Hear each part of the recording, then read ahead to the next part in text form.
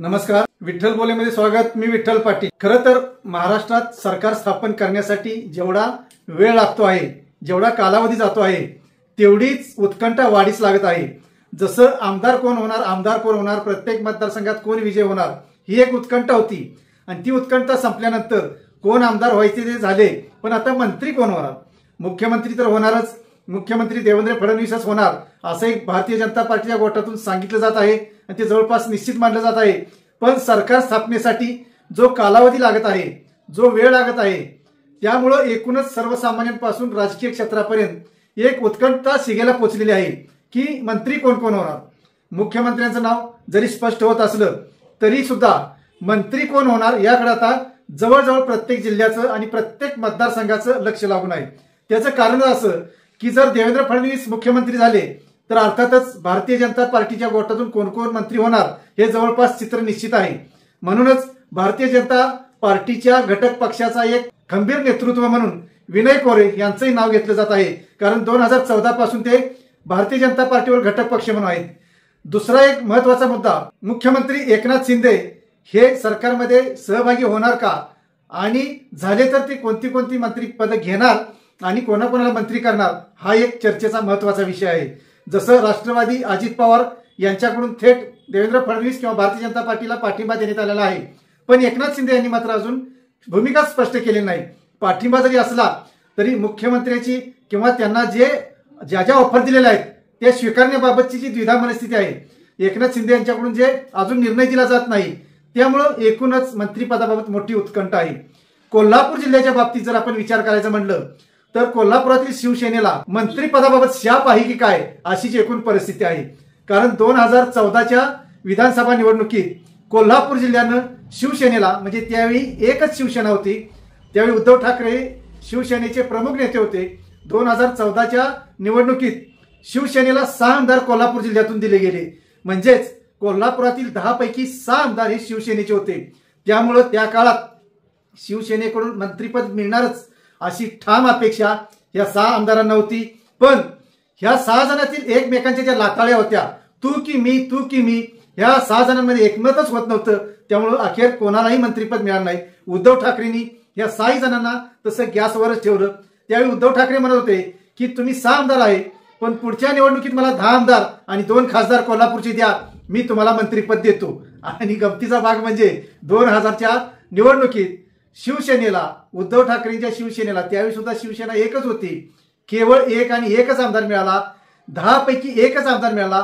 जे 6 आमदार होते ते सुद्धा निघून गेले, त्यातले 5 आमदार पराभूत झाले आणि एकच आमदार ते म्हणजे प्रकाश आंबेडकर दुसऱ्यांदा निवडून आले। बाकी चंद्रदीप नरके असतील, सतीश पाटील सरोडकर असतील, राजेश क्षीरसागर असतील, सुजित मिंचेकर असतील, हे सर्व पराभूत झाले आणि शिवसेनेचा भ्रमाचा भोपळा फुटला असं म्हटलं वावगं ठरू नये। कारण 6 आमदार असताना एकही मंत्रिपद दिलं नाही, तर 10 आमदार द्या म्हणणाऱ्या शिवसेनेला एकच आमदार कोल्हापूर जिल्ह्यातून दिला गेला।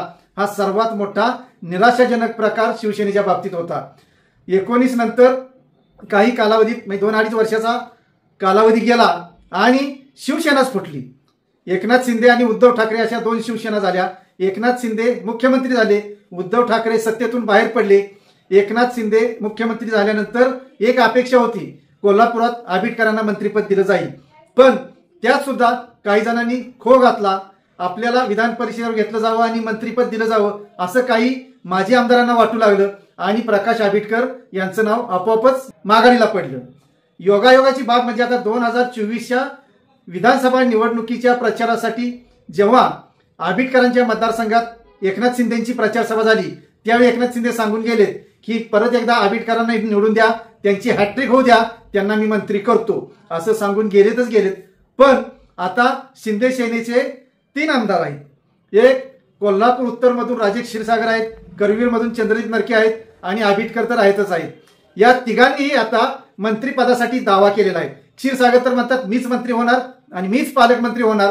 त्याचबरोबर चंद्रदीप नरके हे सुद्धा मुंबईला जाऊन आलेत। मला सहकारातला मोठा अभ्यास आहे, सहकार ही माझी पंढरी आहे, सहकार हा माझा राजकारणाचा बेस आहे, पाया आहे, त्यामुळं मला संधी मिळावी असा चंद्रदीप नरकेंचा दावा आहे। त्या पलीकडे जाऊन प्रकाश आंबेडकर यांचं तर म्हणणं आहे की 14, 19 आणि 24 अशा सलग 3 विधानसभेला शिवसेनेकडून मी निवडून आलेलो आहे, आमदार झालेलो आहे, त्यामुळं सिनियरिटी पाहिली तर माझीच आहे आणि मलाच मंत्रिपद मिळावं. जसं 2014च्या सरकार स्थापनेच्या वेळी उद्धव ठाकरेंसमोर पेच निर्माण झाला होता की सुजित मिंचेकर यांना समाज कल्याण खात्याची अपेक्षा होती, मंत्रिपदाची अपेक्षा होती. क्षीरसागर यांनाही मंत्रिपदाची अपेक्षा होती. चंद्रदीप नरकेंना सुद्धा मंत्रिपदाची अपेक्षा होती. आबिटकरांना सुद्धा मंत्रिपदाची अपेक्षा होती. मंत्रिपदाच्या स्पर्धेत फक्त नव्हते म्हणजे शावडी पन्हाळा मतदारसंघाचे त्यावेळचे आमदार सत्यजित पाटील सरोडकर.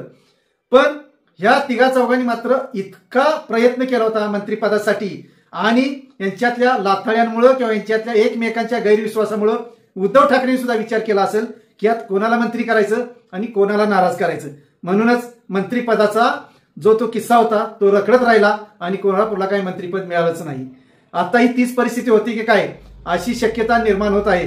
कारण मुख्यमंत्री एकनाथ शिंदे हे पुन्हा मुख्यमंत्री होतील का नाही याचा अजून तरी निर्णय झालेला नाही. त्यांना तर उपमुख्यमंत्री पदाची शपथ घेण्यासाठी भारतीय जनता पार्टीकडून आग्रह केला जात आहे. असं असतानाच देवेंद्र फडणवीस यांचं मुख्यमंत्री पदासाठी नाव पुढे आलेलं आहे.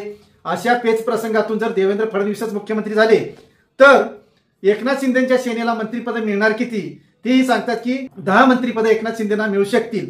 मग त्यांच्या आमदारांची संख्या पाहिली तर ते कोणाला मंत्री करणार, कोणत्या भागाचा अनुशेष भरून काढणार आणि कोणावर मर्जी दाखवणार आणि कोणाची नाराजी ओढवून घेणार हा सुद्धा मुद्दा आणि हा प्रश्न कोल्हापूरच्या बाबतीत एकनाथ शिंदेसमोर आहे.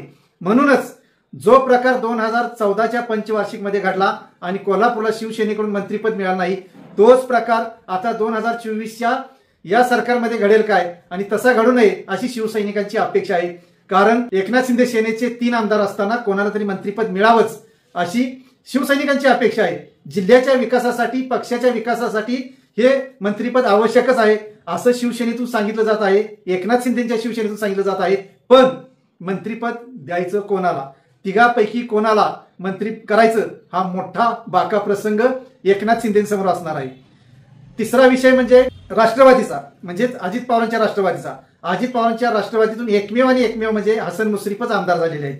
हसन मुश्रीफ यांना अजित पवार मंत्री करतील अशी दाट शक्यता व्यक्त केली जात आहे. परंतु भारतीय जनता पार्टीतून नवीनच एक धोरण पुढे आणलं जात आहे की आता ज्येष्ठांना विश्रांती द्यायची आणि ज्यांना आतापर्यंत मंत्रिपद मिळालं नाही, आमदारकीचा अनुभव आहे, प्रशासनावर वचक आहे, प्रशासनाकडून काम करून घेण्याची क्लुप्ती आहे, अनेकांनी विधानसभा गाजवलेले आहेत, जे 2-3 वेळा आमदार झालेले आहेत अशांना संधी देण्याबाबत भारतीय जनता पार्टीकडून नवीन धोरण येत आहे. हेच धोरण जर अजित पवार यांना अवलंबलं तर मुश्रीफांचा नंबर लागेल का ही अशी शक्यता व्यक्त केली जात आहे. एकमेव नंबर लागू शकतो तो म्हणजे विनय कोरेंचा. कारण ते सत्ता असो नसो त्या काळात ते भारतीय जनता पार्टी बरोबर राहिलेले आहेत. देवेंद्र फडणवीस यांना भक्कम पाठिंबा दिलेला आहे आणि आता तर कोरेंचे 2 आमदार आहेत. यामुळे भारतीय जनता पार्टीची ताकद वाढत आहे. जरी वेळ प्रसंगी एकनाथ शिंदे आणि अजित पवार यांनी सुद्धा जर भारतीय जनता पार्टीला पाठिंबा द्यायचा नाही म्हटलं तरी भारतीय जनता पार्टीचं सरकार येऊ शकतं असं राजकीय विश्लेषकांचं मत आहे. त्याचं कारण म्हणजे भारतीय जनता पार्टीचं संख्याबळ. त्यांचे प्रत्यक्ष आमदार जरी 132 असले तरी हे घटक पक्ष आणि अपक्ष मिळून ही संख्या निश्चितच ते बहुमतापर्यंत पार करू शकतात. या सर्व घडामोडी लक्षात घेता विनय कोरे हे एकमेवच कोल्हापूर जिल्ह्यातून मंत्रिपद ठाम मानलं जात आहे. त्यासाठी जनस्वराज्य शक्ती पक्षाच्या कार्यकर्त्यातून आणि भारतीय जनता पार्टीच्या वरिष्ठ गोटातून सुद्धा कोरे यांना ग्रीन सिग्नल आहे. म्हणजेच कोल्हापूरसाठी हे एक मंत्री तर फिक्स आहेच, पण शिवसेनेतून कोणाला मंत्रिपद मिळणार हाच आता औत्सुक्याचा विषय आहे. धन्यवाद. असेच नवनवीन विषय ऐकण्यासाठी लाईक, सबस्क्राईब आणि बेल आयकॉनवरती क्लिक करा.